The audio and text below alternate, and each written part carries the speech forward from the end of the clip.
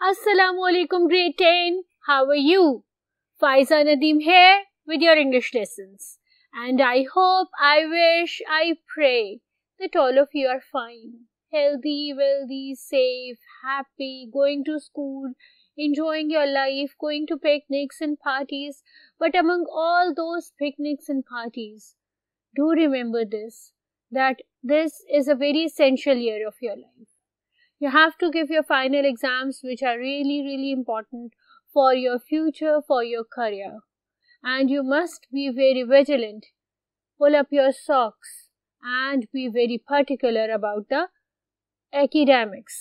पढ़ाई का बहुत बहुत बहुत ध्यान रख रहे हो. अम्मी अब्बू का कहना मानो, सलाद की फिक्र करो और पढ़ो. Right? So what we are going to do today, I'm going to tell you within a minute. Let's start today's lesson. जी, क्या करें हम आज?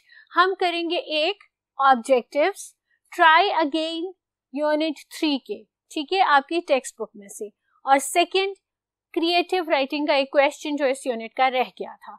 ठीक है, ऑब्जेक्टिव्स में हम यूं करेंगे बेटा कि ये मैंने ऑब्जेक्टिव्स निकाले हैं पास्ट पेपर्स से, तमाम के तमाम.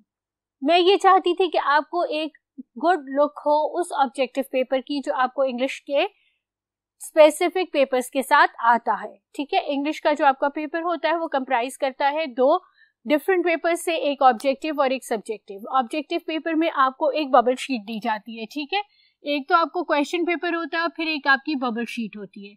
इस तरह आपकी बबल शीट होती है, उसमें A, B, C, D लिखा होता है और ये आपके क्वेश्चंस होते हैं 1 और ये सर्कल्स बने हुए होते हैं. ठीक है, 2, 3, इस तरह से आपके सर्कल्स बने हुए होते हैं और आपका बबल शीट होती है जिसको आपने फिल करना होता है. लेट्स से कि अगर आपका 1 का A करेक्ट है तो आपने A फिल किया, 2 का D है तो 2, 3 का B है तो B. ठीक है, इस तरह से आपने अपनी बबल शीट को फिल करना होता है. लेकिन मेरी सजेशन आपको ये है कि आप इस ऑब्जेक्टिव पेपर की अच्छी तरह से स्टॉप वॉच लगा के प्रैक्टिस करें ताकि आपको गुड 5 मिनट्स अपने गिवन टाइम के बाद मिल सके इस बबल शीट को फिल करने के लिए. ये बबल शीट बेटा स्कैन होती है और अगर आपने कोई भी गलती कर दी इधर, ठीक है, ब्लैंको यूज कर लिया, एक बबल को काट के दूसरे बबल को, लेट्स से आपको पता चला कि जी, या आपने रियलाइज किया कि 2 सही आंसर का, D नहीं है, B सही आंसर है, तो आपने इसको ऐसे कट कर दिया, ब्लैंको यूज कर दिया, कुछ भी कर दिया, तो जब ये स्कैन होने मशीन के अंदर जाएगा बेटा तो वो इसको ऑटोमेटिकली डिस्क्वालीफाई कर देगी. तो बेहतर ये है कि आप इस तरह की कोई भी हमाकत ना करें. ठीक है, बिल्कुल भी ना करें. अपनी बबल शीट को आखिर में आराम से अटेम्प्ट करें. ऑब्जेक्टिव पेपर के 20 मार्क्स होते हैं और वो 20 on 20 लेने आपके लिए बहुत इंपॉर्टेंट है. क्योंकि अगर आप वो ले लेते हैं तो आपके सब्जेक्टिव पेपर में जो मार्क्स एड अप होंगे ऑब्जेक्टिव्स के साथ वो आपको अच्छा खासा खूबसूरत सा ग्रेड दिला देगा. तो अगर आपने 90% मार्क्स लेने हैं अपने इंग्लिश में तो ऑब्जेक्टिव में फुल मार्क्स लेने कंपलसरी है. अब ये ऑब्जेक्टिव्स मैंने डिफरेंट सोर्सेज से पिक किए हैं, पास्ट पेपर से पिक किए हैं, इसलिए मैं आपके साथ डिस्कस कर रही हूँ. आपने ये काम करना है कि अपनी ऑब्जेक्टिव्स की एक डिफरेंट नोटबुक बना लें और जितने लेक्चर्स में जितने मैंने यूनिट्स के ऑब्जेक्टिव्स दिए हैं उसको उसमें लिख लें. आपके पास एक अच्छा खासा थिक ऑब्जेक्टिव बैंक बन जाएगा, एक अच्छा खासा आपके पास वर्कशीट्स बन जाएंगी ताकि आपको एग्जाम में कोई मुश्किल, कोई प्रॉब्लम ना हो. Right, so let's start with the first question as far as your objective paper is concerned. आपका पहला क्वेश्चन है करेक्ट स्पेलिंग चूज करना. ठीक है, इसमें आपकी कॉमन सेंस आएगी. ये आप कैसे प्रिपेयर कर सकते हैं, हर यूनिट की जो मैंने आपके साथ स्पेलिंग्स की हैं उनको नोट डाउन करके उनका डिक्टेशन देके. ठीक है, कोई मुश्किल काम नहीं है, 10, 15, 20 मिनट की बात है टोटल इन ऑल, लेकिन आपके मार्क्स सिक्योर हो जाते हैं. ठीक है, prevail, prevail, PREVAIL, PREVALE, PREVEIL and PERVAIL. We know it's prevail. ठीक है, और कोई ऑप्शन इसकी नहीं होती, ये प्रिवेल है. ठीक है, SUCCES, SECCES, SUCCESS. SUCCEASS. We know that this is the correct spelling of success. ये success की correct spelling है, ठीक है. EFFART, EFFORT, AFFORT and EFFERT. We know this is the right effort. ये हमारी correct effort है, ठीक है. इसके अलावा effort की कोई spelling नहीं हो सकती. ATTEMPT, ATTEMPT, ATEMPT, ATTMIPT. बचपन से करते आ रहे हैं. अटेम्प्ट की स्पेलिंग कोई मुश्किल थोड़ी है. अब तो हम क्लास 10 में आ गए हैं. हम इस most of the spellings, not if not सारी, but most of the spellings हमारी फिंगर टिप पे है. DESGRACE, DISGRACE, DICGRACE या DESGRACE. कौन सा डिसग्रेस होता है? ये वाला डिसग्रेस होता है. DISGRACE, ये शर्मिंदगी होती है, ये डिसग्रेस होता है और कोई डिसग्रेस नहीं होता. अब आते हैं हम अपने MCQs के साथ. आपको पता है MCQs जो मैंने लिखे हैं उसमें से काफी सारे मैं अपने ग्रामर लेक्चर में डिस्कस कर चुकी हूँ, लेकिन फिर भी मैं आपको ऑब्जेक्टिव्स में दोबारा दे रही हूँ क्योंकि आपको एहसास हो कि ये आपके लिए कितने इम्पोर्टेंट है. दूसरी ये कि जब मैं आपको एक सजेशन दे रही हूँ ऑब्जेक्टिव बैंक बनाने का, तो ये ऑब्जेक्टिव्स आप सब बैंक में एड अप करते रहिएगा, ठीक है. If we strive it's no disgrace. इसमें डिसग्रेस का क्या मतलब है? टास्क, रिवॉर्ड, फेल या इंसल्ट. अगर हम मेहनत करें तो उसमें कोई टास्क नहीं है तो गलत है, उसमें कोई इनाम नहीं है तो बिल्कुल ही गलत है. तो वो हमारा फेलियर और हमारे इंसल्ट में कंफ्यूजन है. तो वो फेलियर हरगिज नहीं है, वो इंसल्ट है. अगर हम हारते हैं तो ये हमारी इंसल्ट नहीं है, हमारे लिए शर्मिंदगी का मुकाम नहीं है. We need to pull up our socks, we need to tone ourselves down and we need to work harder in order to be better. ठीक है, ये हो गया. Let's move on to the next question of MCQs.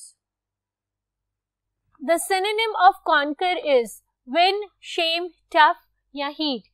बहुत आसान है, बचपन से करते आ रहे हैं हम. conquer क्या होता है? win होता है. You and I work together. Dash are a good team.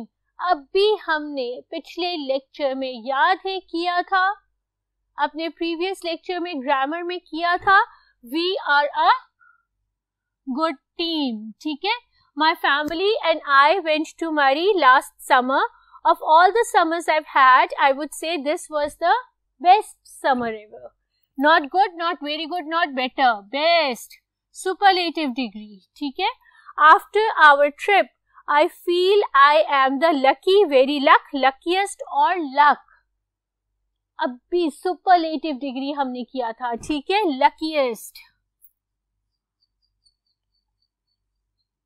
ठीक है.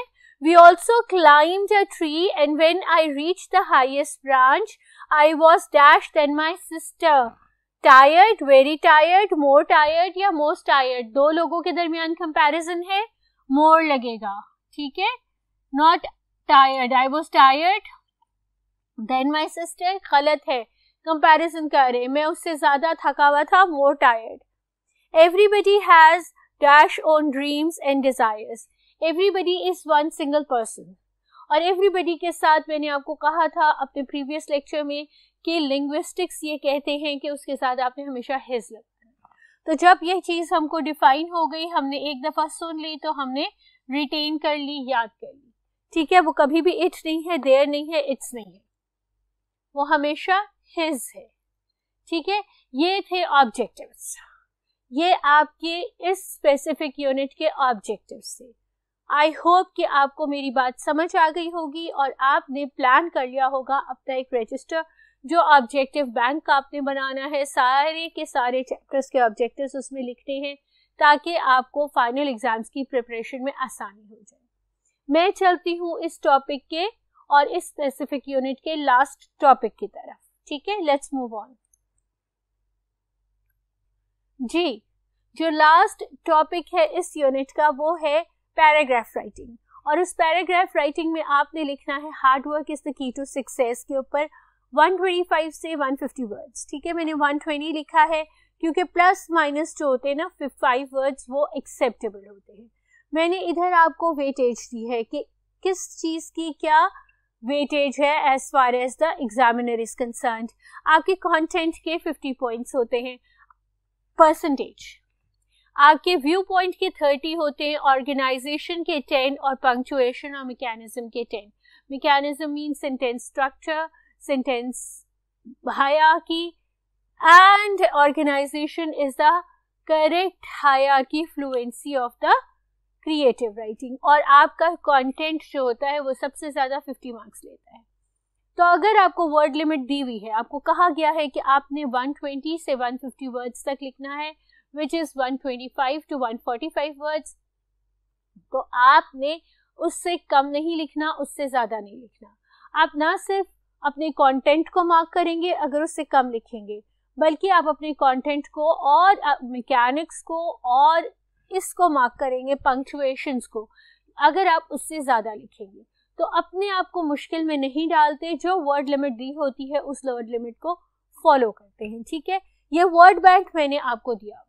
ठीक है, मैं इस वर्ड बैंक के साथ साथ इस पैराग्राफ को आपके लिए वर्बली सुना देती हूँ, जो मेरे दिमाग में है, जो मैंने प्रिपेयर किया है। आप इससे कुछ डिफरेंट भी लिख सकते हैं, लेकिन ये इसलिए कर रही हूँ कि पैराग्राफ राइटिंग आपके पेपर का एक बहुत इसेंशियल पार्ट है और ये पैराग्राफ राइटिंग और कहीं से नहीं आती, आपकी टेक्स्ट बुक से ही आती है। ठीक है, सो सबसे पहले मैं पैराग्राफ राइटिंग किस तरह बिगिन करेंगे, we will copy down the topic. Hard work is the key to success. We need to be vigilant and be prepared for the upcoming struggles and strifes of life. Even Thomas Edison, which was considered as to be the best man, the most intelligent man, the man who has achieved the best in the world, was always working.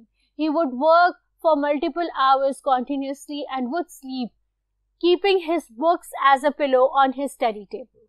So this was his hard work which has made him remembered still today by the entire world. Vigilance and preparedness keeps ourselves on our toes, and they keep ourselves towards our future, towards the better goals of the life. These are the prices that we pay in order to get success in life. ठीक है, hard work is a privilege which everybody should enjoy, which everybody should have, and idleness is a luxury which leads ourselves to slumber, to uselessness, towards the abyss of failure. So we should never be idle. We should always be on our toes and always be working hard. Hard work is the only way through which or with which we can prosper in life. Life is nothing but struggle and action. We must all be struggling hard and putting in a lot of action to achieve the best in the world.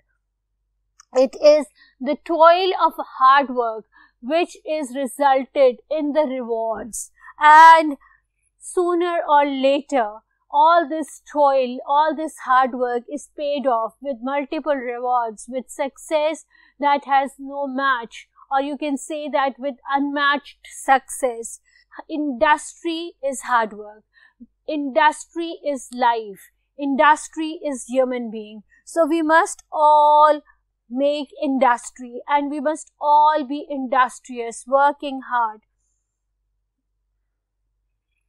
Working hard. Otherwise, we will be nothing but ruins. Good luck bestows upon human beings, but that good luck follows the person who is working hard. There is no doubt, there is no second thought about the fact that people are bestowed with good luck, but that good luck always follow you when you are working hard. So, if we will be working hard, only then we will be rewarded with the best in the world and in the hereafter. This is the comprehension passage. I have given you the work bank. I have given you the mark division. I have orally given you a lot of sentences to be written for this specific topic. Let's quickly recapitulate today's lesson. What did we do? We did the objective part of the Unit 3 Try Again. These objectives were taken from different sources, from different books. And then we did the creative writing question, hard work is the key to success. Work hard, work better. Try your level best to be the best among everyone. Everybody can do it. ठीक है? There is no specific limitations that one person can do that and the other person cannot. The only key is hard work. अपना बहुत ख्याल रखो, हंसते खेलते रहो, पढ़ते रहो. जब तक कि हम दोबारा मिलते हैं फायजा नदीम की तरफ से, अल्लाह हाफ़िज़.